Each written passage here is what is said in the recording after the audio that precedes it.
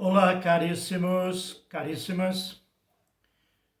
Dentro dos livros sapienciais, dos livros da sabedoria do povo de Deus, hoje nós vamos trocar um pouco de ideia sobre o Eclesiastes.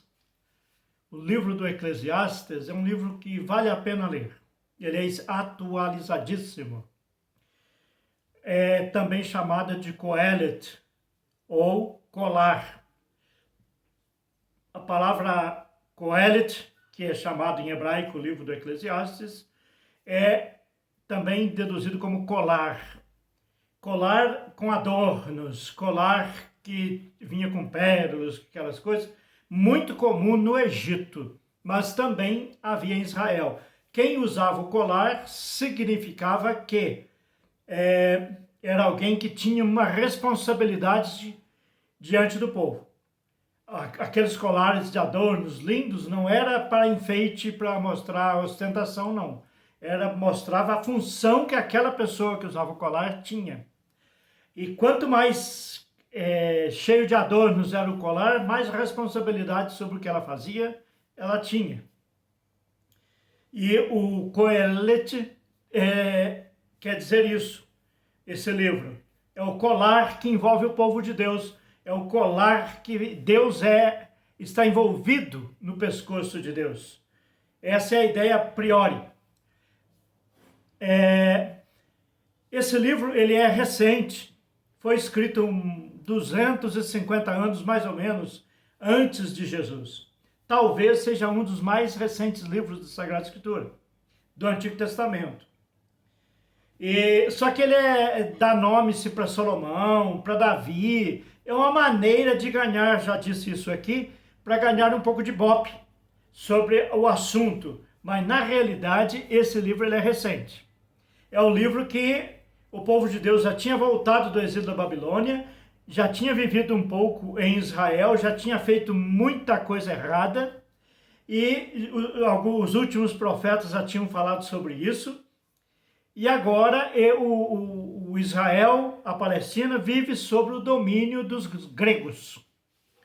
E os Tobíades, da linha de Tobias, os Tobíades é que cobravam os impostos para a Grécia na região de Israel. E eram pesados fardos que eles pagavam, e a família dos Tobíades é que recebia isso. Então havia muito pouca esperança na parte do povo a respeito do que viria futuramente para Israel. Havia muita dificuldade, havia esperança de um futuro melhor, muito pouco. E o autor sagrado que escreve o Eclesiastes, ou Coelet, ele vai apresentar dois pontos de vista que é importantíssimo para o povo. Primeiro, que Deus, ele é um ser absoluto. Não há ninguém, não há outro Deus, nada. Deus é absoluto. Ponto. Segundo, e ele está sempre presente. Deus, ele é presença o tempo todo, junto. E isso leva as pessoas a refletir sobre a própria vida. É um Deus que está junto, que caminha junto. E que deve criar uma situação de classe que venha a recuperar as tradições, recuperar tudo aquilo que o povo de Deus tinha de bom para poder ser aplicado na vida do povo. Então, o livro vai dizer que nós precisamos usufruir do nosso trabalho. Nós não podemos ficar trabalhando e pagando impostos sem parar, parece Brasil. Não podemos ficar pagando impostos de tudo. Israel pagava imposto de tudo. E o profeta vai dizer, as pessoas têm que ter dignidade de vida. As pessoas precisam ter condições de viver bem. As pessoas têm que ter condição daquilo que elas fazem, usufruir do trabalho, ter conforto pelo trabalho que elas exercem. Isso é fundamental, uma estrutura justa, porque a estrutura que nós estamos vivendo aqui em Israel é uma estrutura injusta. onde os nossos lucros estão indo tudo para os gregos. E a classe alta de Israel, os dominantes de Israel, que estavam sob domínio grego, mas tinha aqueles que os puxa-sacos, podemos dizer assim, aqueles que representavam o Império Grego dentro de Israel, inclusive os Tobíades, esses viviam nas orgias. Esses tinham facilidade, estavam felizes da vida, porque tinha uma gleba muito grande de gente trabalhando para eles, porque eles tinham espécie de uma franquia com a Grécia. E isso vai atrapalhando a vida. E o autor do Eclesiastes, ele é bastante teológico, é curioso isso. Ele tem uma visão teológica e filosófica muito boa. E ele vai dizer que o povo que vive sem direito de trabalho, não tem o que fazer, e aqueles que trabalham ganham muito pouco, e aqueles que ganham muito pouco não faz a economia girar, e a renda dessa economia vai para pagar dívidas para a Grécia. Esse povo tende a desaparecer, esse povo tende a passar fome, esse povo tende a sofrer.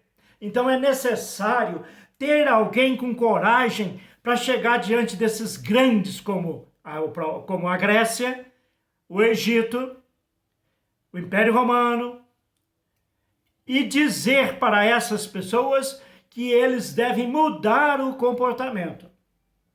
Não é justo eles usufruírem dos bens e fazerem com que o povo que trabalha ganhe misérias e eles ganham muito em cima dessas misérias. Aí diz o profeta, falta justiça social, falta justiça no trabalho. Olha, lá na época já falava isso, justiça do trabalho. Falta justiça no trabalho. É preciso construir uma nova perspectiva de vida. E o autor vai dizer isso, que é necessário fazer essas coisas. E isso é verdade. Enquanto há um pouco de tempo atrás nós tínhamos um governante que não fazia absolutamente nada, um fascista de mão cheia, que se enriqueceu, que fazia falcatruas, que enriqueceu muita gente que estava com ele. Ontem nós presenciamos um discurso que vai tornar-se histórico, vai tornar-se um discurso global. Quando o atual presidente da República do Brasil faz um discurso para as maiores representações dos maiores poderes do mundo. E vai dizer para esse povo em nível global que é muito louco pensar em não desmatar mais para a gente poder ficar recebendo ar, mas não fazer nada para não continuarmos recebendo comida. Não tem como pensar uma coisa sem pensar outra. É o Coelete, é o Eclesiastes. Lá na época 250 a.C., ele já disse isso. É impossível ficar falando para nós o que temos que fazer se vocês que são dono do poder não fazem nada. Prometem que vão fazer, mas não fazem. Olha que coisa louca. Olhar a Bíblia ao pé da letra é muito fácil, mas estudar a Sagrada Escritura a partir da realidade social, política, econômica, religiosa, cultural de um povo é outra coisa. Aí a Bíblia passa a ter sentido real. Tudo nela passa a ter sentido real. Aí ela fica realmente um livro de anúncio e de denúncia. Isso ajuda-nos a sermos mais profetas e menos espertalhões, menos água com açúcar, menos devotistas, menos piedosistas. O mundo não precisa de piedade e de devoção. O mundo precisa de justiça, para que todos possam ter vida e vida digna, como fala Jesus. E eu acho a coisa mais linda na frase de Jesus, talvez a mais linda da Bíblia. Eu vim para que todos tenham vida é uma coisa. De fato, quem nasceu tem vida. Mas o que faz a diferença em abundância. Sabe o que significa vida em abundância? Vida justa, vida digna para todos. Isso é ter vida em abundância. Clique no canal, clique no sininho, inscreva-se no canal, dá um joinha. Sejamos humanos e vivamos em paz.